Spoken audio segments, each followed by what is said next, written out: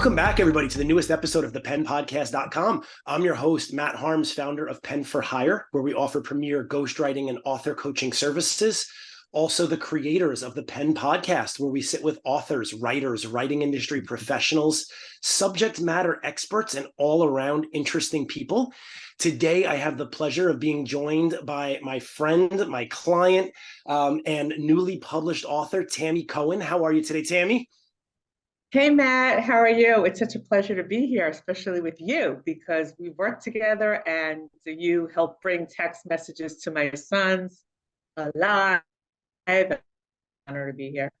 I have been looking forward to this interview. In fact, for anyone listening who thinks I sound off, I was telling Tammy behind stage, I lost my voice this weekend. It is just coming back, and I did not want to cancel because I know Tammy is super excited about this book. We're super excited about all of the amazing things she's doing to promote it and to really just help other people, which we'll get into. So before I steal Tammy's thunder, Tammy, if you don't mind, if you can give her just a little background on yourself, who you are, like what you do for a living, and then how you started this writing journey. Sure, Matt. First of all, the voice is sexy, so don't worry about it. It sounds good. And second of all, how did I get onto this journey? Well, basically, I am, I work as a brand messaging consultant.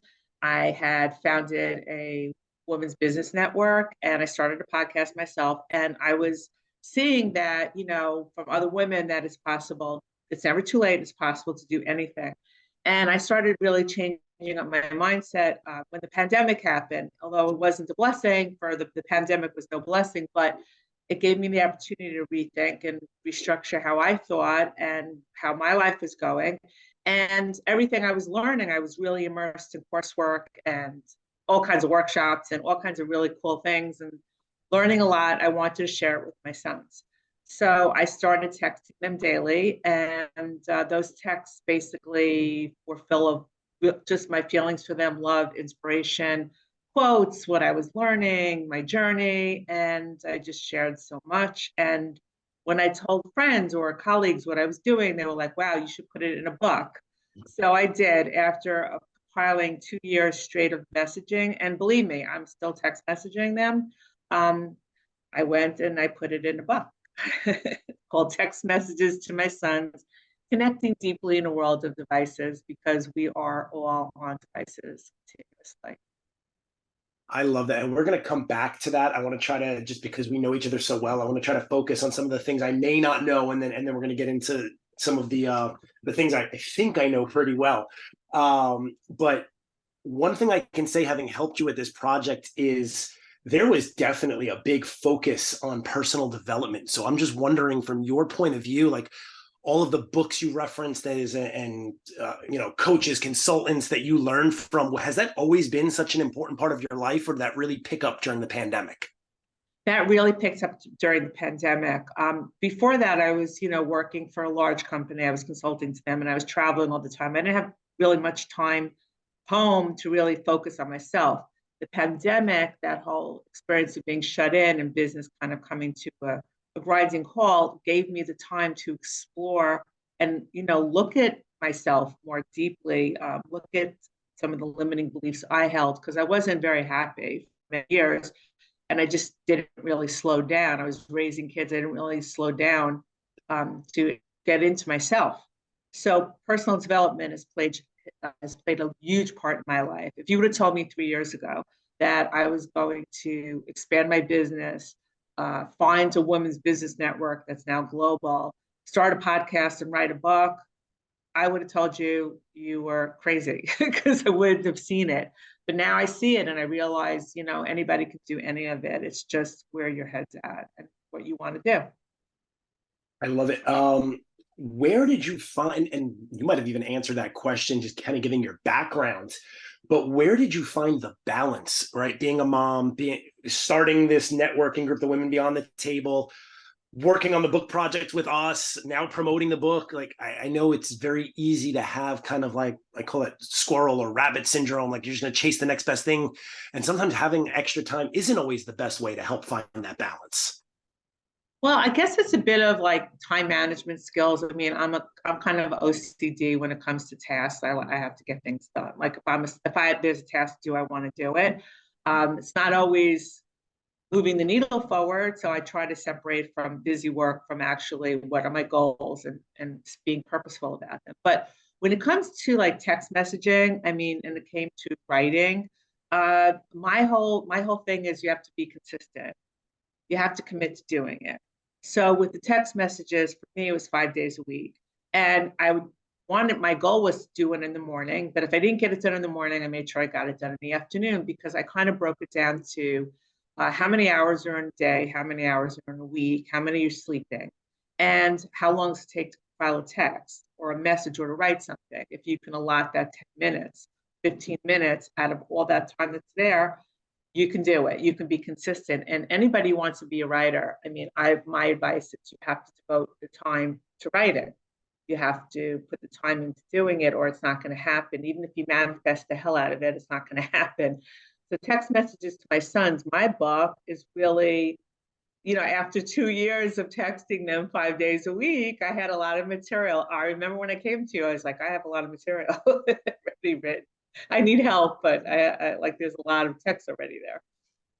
Anyone that's questioning, I swear I did not pay her to say any of this. Tammy, I think you and I have had this conversation, but I get asked all the time, like, what's the best way to be a writer? What's the best way to publish a book? And I always start with, you've just got to find the time. You've got to consistently schedule the time and show up. You are living proof that it doesn't matter how you do it. It could be 10 minutes a day, just sending a text message. You generate a whole lot of content over time. Over time, yeah, if you're consistent over time, you do generate a lot of content and work. But what's really cool is I get asked a lot of questions since I published this book, and it's always interesting to me. And one of the questions is, well, what do you recommend, like, to get a book published? Like, I'm not a seasoned author. This is my first book, but I would say, besides the commitment and a discipline to do the writing, you have to hire professionals, because I don't care if you're planning to hybrid publish or self-publish, or even go the route of a traditional publishing, which is a whole other ballgame. And it's not simple to get picked up by a traditional publisher. There aren't that many. They're all kind of, one big entity anyway. You want to put out you want to put out a professional piece of work. You want to put out work that's credible. You want to put out work that's grammatically correct. You really need to work with professionals who have the editors who can go through your work, your content, and make sure that it's grammatically correct, make sure that there aren't spelling mistakes, make sure that the formatting's done correctly. There's so many parts, there's so many moving parts. For my book, I have a lot of quotes in there that had to be attributed, that have to be cited. There's a lot of work that I share that's not mine. And I'm the first one to say, like, I didn't write this book. This isn't my thought. I wanted to share this with my kids. I wanted my sons to see what I was learning. So everything had to be correct. I didn't have the bandwidth or the knowledge of how to do editing or any of that stuff. So really, I am like, you need to work with a professional company. And that's where PenFire, that's where you guys came in. And you also created a format that doesn't exist in books today. There are no books in text format. And they're like, this was the easiest book I've ever read, because actually, I can read this really quickly, and it's great, and I love what I'm reading. So yeah, that whole format is just brand new. It's a brand new genre as far as I'm concerned. You know what? I never even thought about that, but I'm glad we have this on video. So there's a recorded record. If someone tries to steal this down the road, we pioneered this together. And honestly, I think that was one of my favorite things about this project, is that someone could sit down and just read one or two messages. They could read a whole chapter. They could bounce around from chapter to chapter and just kind of pick out from the categories what they needed to hear that day. And not feel like they had to read 30 pages at a time, or they'd be completely lost. Exactly. It's just the people are coming to me with, this has inspired me. This is amazing. And they're calling it text poetry, which really kind of flipped me out, because that genre doesn't exist either. So the book has such a really easy to read format, and the text messaging format is so different that people are really intrigued by it. And plus, look, we have our emojis in there, not overdone with emojis. It's very consistent. And then one of the most favorite things about text messages to my sons, for me, besides the 10 chapters and the categories that you can look at, whether it's Ooh, can I guess? Can I gratitude and guess? mindfulness or leadership and focus or family and love, you can practice your messages. We have a space at the end to practice your message so that you can start writing messages yourself, which I love. Oh, my guess would have been wrong. You know what I thought your favorite part of the book was going to be? What? That your sons wrote the foreword. You know what? That's my second. Well, that's a big favorite part. You're right. My sons did write the forward, but giving people the opportunity to express themselves and actually start them to write their own message. Matt, there's a lot going on in the world today, and it's a very troubling time. It's a very disturbing time. As a Jewish person, it's a horrific time. And I realized that one of the ways we can combat hatred and indoctrination and lies and all these things that are going on, and they're going on via our devices, is to combat with messages of light, of love, gratitude. These things are higher frequency messages. And if we share it with our loved ones, with our kids, they'll share it with other people. Share it with your friends in your community, they'll share it. And then you'll see more light in the world. It's the only way. I feel for these people who are so wrapped up in hatred and violence, because I know that's the only messages they've ever been receiving or looking at for many, many years. And that's all they know. But there is a better way. And that's what I feel text messages to my sons. That's why I want people to start practicing and sending those messages. And yes, my son's word means a lot. It means everything to me. They were very involved with this project. Yeah, I remember that much. Well, I mean, I remember the whole thing, but I know that was kind of like you were so excited when you said my sons agreed to do it, and I was like, why wouldn't they agree to do it? That's just a great way to like bond even further beyond just this movement you Well, started. Matt, you can't get your kids to do things. I mean, especially my kids aren't exactly little. They're 30, 28, and 23 now. So, the fact that they wanted to, the fact that these messages resonate, the fact that it means something to them, I think gives parents a really good feeling of, you know what, if this worked for her, maybe I can reconnect with my kids. Maybe my kids will look at me differently instead of me sending messages that are reminders or commands or requests. I can start a different relationship. It's never too late. And I think that's what I learned, and that's what my kids felt. So I want to spread that news too. I will honestly say one thing I learned even for myself, maybe not with my kids, because my kids are a little younger and I'm still fighting getting them devices, but just in my general everyday life, your book is kind of inspiring because for me, you chose. Some parents would take the standpoint of, well, my kids don't call me or we don't speak on the phone, but you chose to meet them where they're at, right? Huh? They're text messengers, and if you were going to connect, you had to kind of find a way to do it on their level. And I need to recognize sometimes in my own business and professional life, someone may want to have that phone call, and I've got to be open to whenever I can meeting them where they're at. Listen, communication is really interesting these days. I grew up in an era where there was no internet, there were no cell phones. I mean, we had to talk. And that's what I'm a talker. I like to talk. You can tell that on this interview. You know that about me.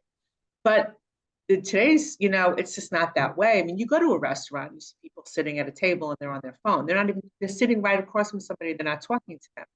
So my kids, they weren't going to sit down and have a conversation. They're just not geared to that. And according to statistics, people are on their phone continuously. It's not 70% of the time like it was in 2017.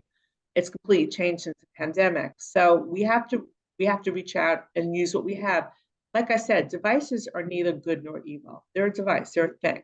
You could use it to send love. You could use it to keep in touch with your kids and share with them. And I think you have to use what you have. You have to make it work, because that's you have to reach them where they're at. Because if they're not reaching you where you're at, you're the grown up, right? You're doing this. So figure out how to reach them where they're at. That is such a great point. I try to tell people all the time, like even now in writing, the AI conversation comes up like AI is evil. AI, just like text messaging and phones, just like guns and cars and anything else in the world, it's a tool. So It's the user that chooses what it's used for. yeah, and you know what? I'm just amazed at how many thought leaders now there are on LinkedIn. And AI is thought leader, but you wouldn't know it. All of a sudden, everybody has the best writing, and it's very thought leader like. But I just think that whatever you do, you have to kind of also put yourself into it and be authentic. And there's many messages in the book, a text message to my sons, where I share with them, that I'm being human, that I made mistakes.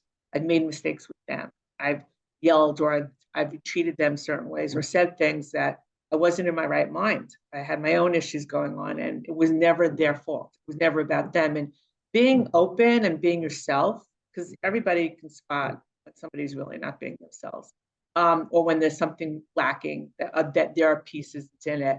But when you share that, with your kids, when you're open and vulnerable, and be like a human with them, I think it makes them want to connect more closer to you.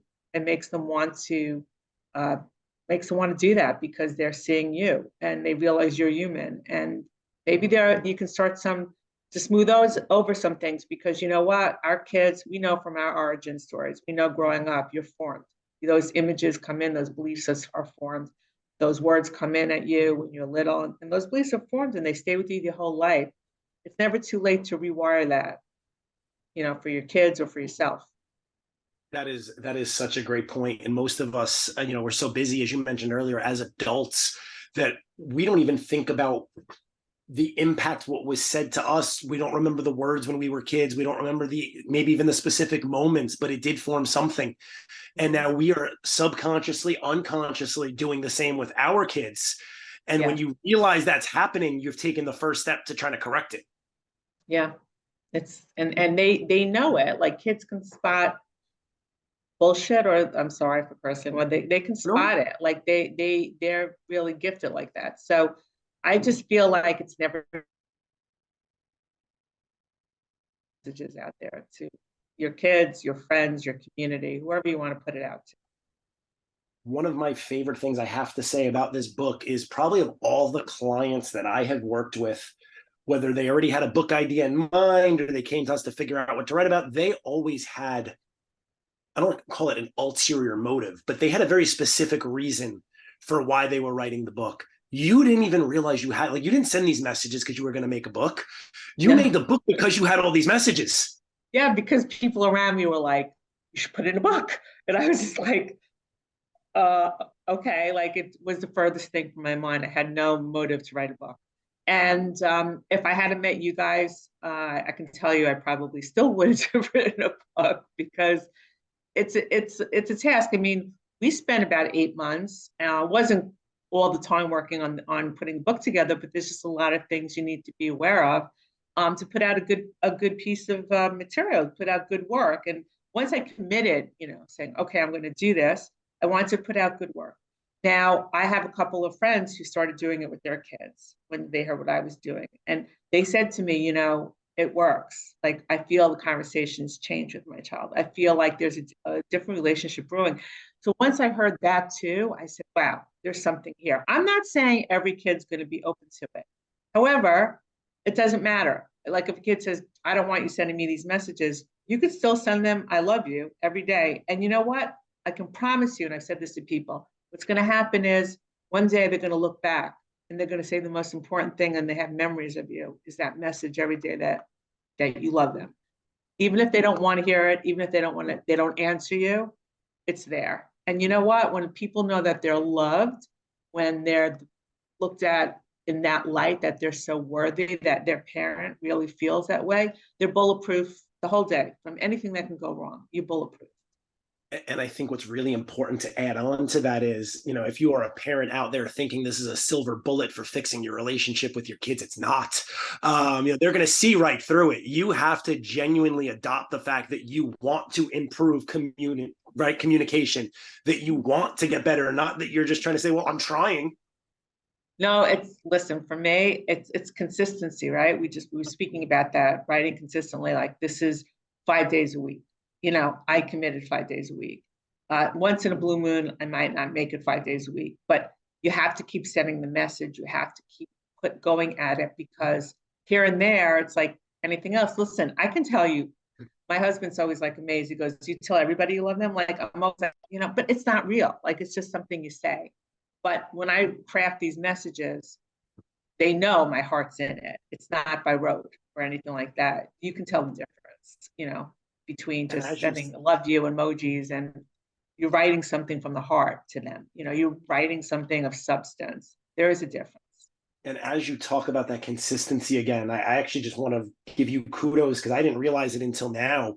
You actually held yourself accountable to that consistency because I remember in some of your messages, you would apologize to them for missing a day.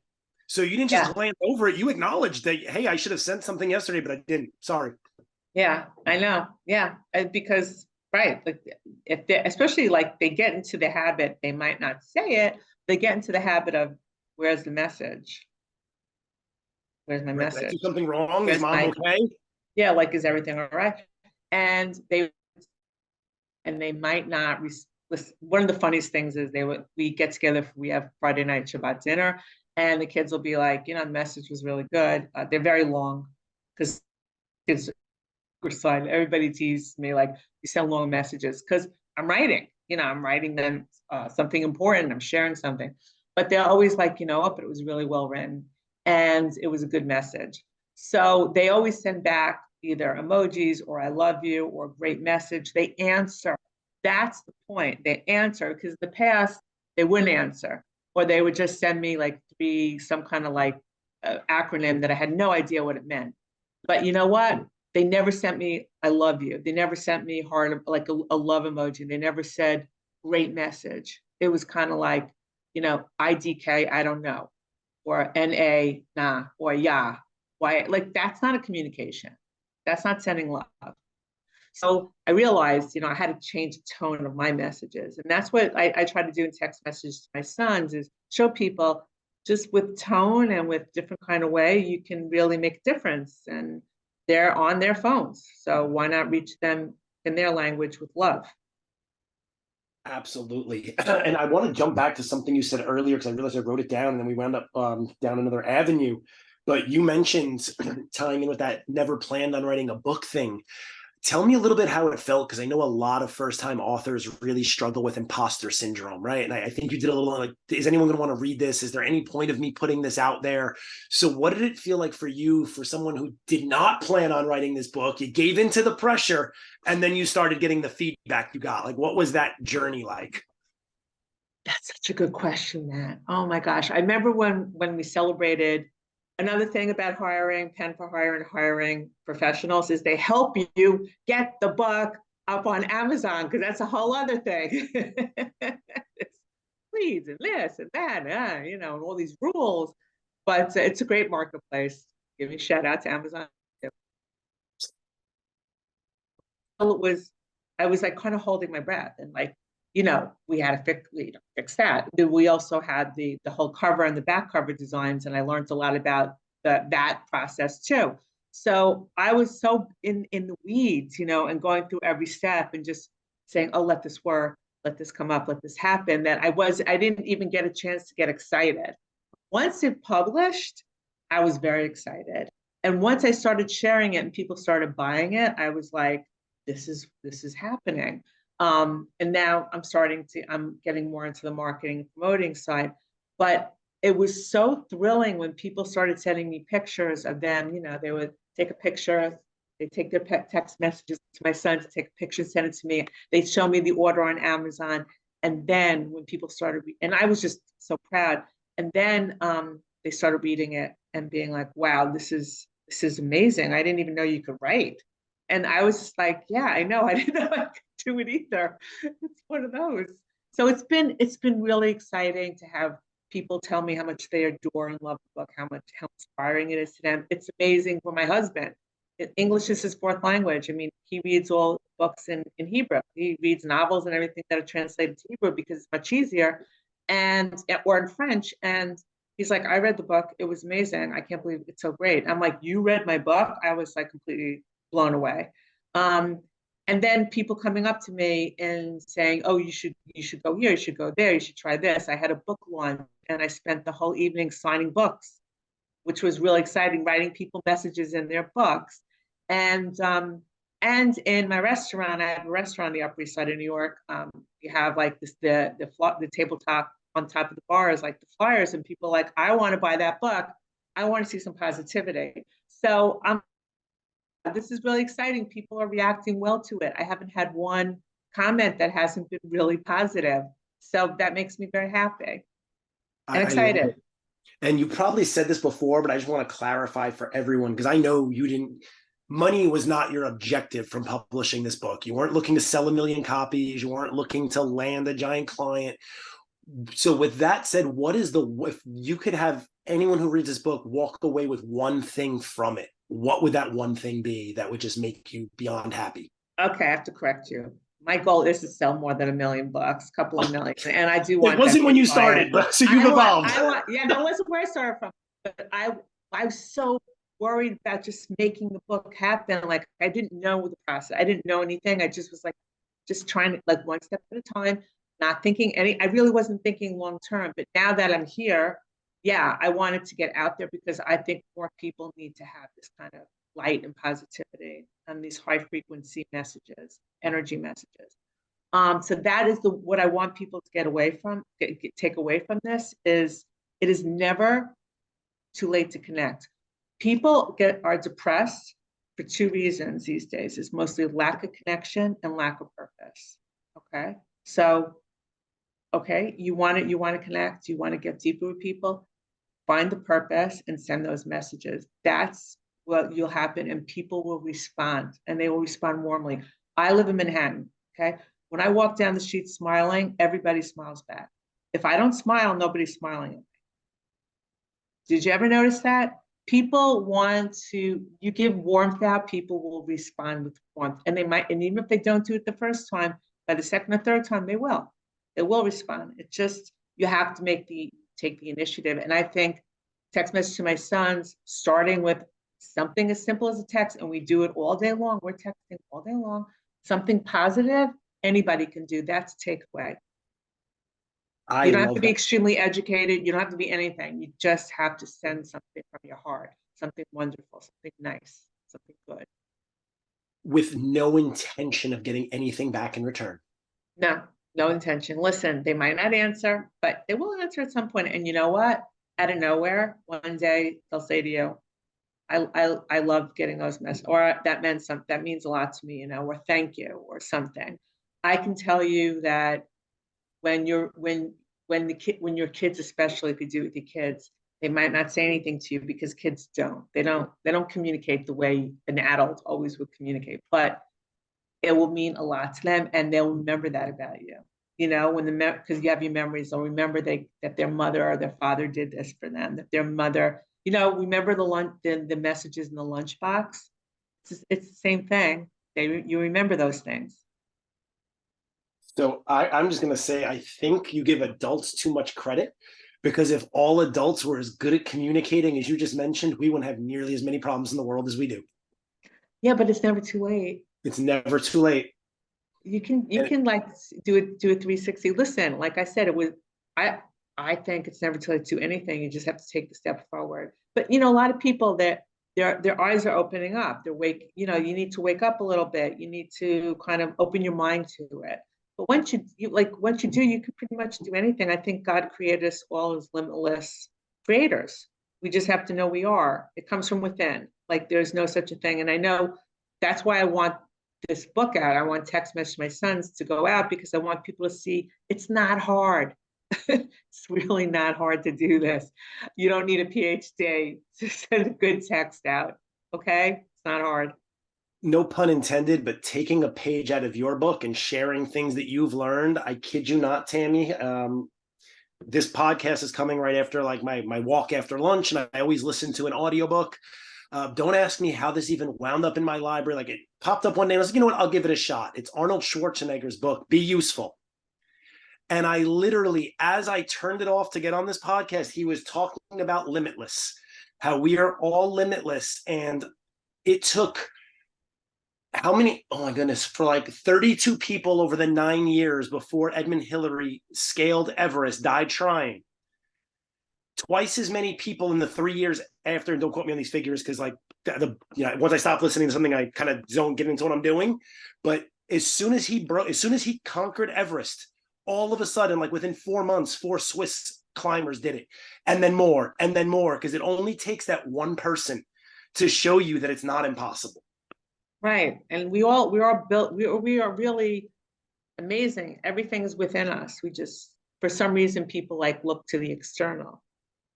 They look to the external for everything, but it's really you have to go inside because you know you have it within you. You were designed that way. You just don't realize it that we're designed That is an incredible way to tie for me, especially like now I'm going to reflect on that for the rest of the, well, at least until my next call.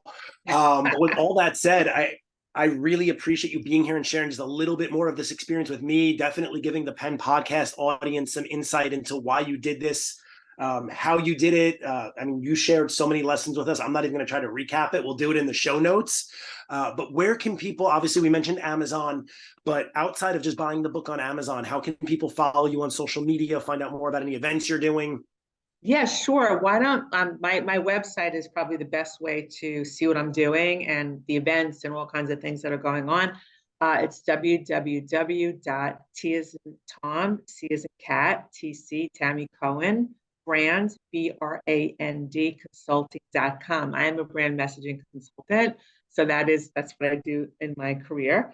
But yeah, you can see everything there and you can contact me and you can learn more about the book there as well, about text messages to my sons on Instagram. And I'm Tammy J Cohen, and on LinkedIn I'm Tammy Cohen, and I'm also on Facebook.